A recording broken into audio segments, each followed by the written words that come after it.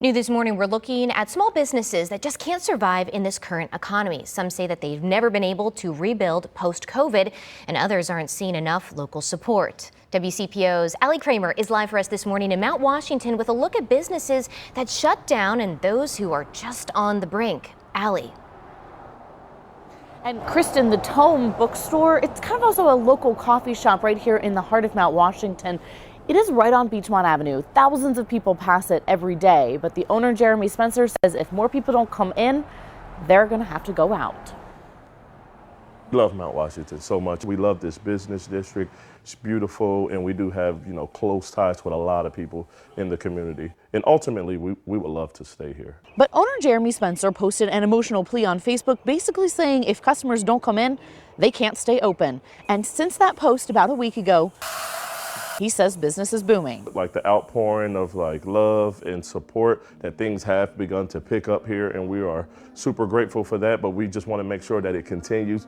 Jeremy's story of launching his own small business is like many others. He and his wife put $80,000 from their savings into this dream, but now he's watching neighboring businesses shutter. It's scary because it's like, well, if a place that's been in the community for 6 years is having trouble getting foot traffic and getting people to come in, how will we fare in the next year or 2, 3. He's talking about Sweets and Meats, a popular barbecue joint that started in 2014 and opened this brick and mortar in 2017. I grew up in Mount Washington. I've lived here for 42 years. My mom helped me start the business. Sweets and Meats owner Kristen Bailey says it was very emotional when she had to close her brick and mortar operations just last December. I had to look at it from the angle, if I was advising a client, what would I do? And I tell them to stop the bleeding.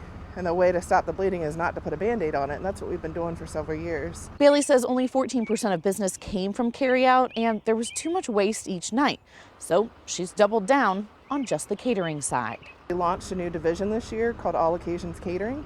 So with that umbrella, we actually now do lunch, dinner, and breakfast. We've expanded the menu into doing tacos, Italian food, Asian flair. Bailey had the opportunity to pivot, and she took it. We once featured Harrison and Casey Bird's pivot too, turning their Anderson Township daycare into an ice cream shop. Bird's Sweets and Treats. But a Facebook post earlier this month shared that they ran out of options to keep the business going. And just down the street, another business gone. The same didn't work for Ryan and Ashley O'Neill, who owned Stellar Street Eats. We featured their truck as they were opening a brick and mortar.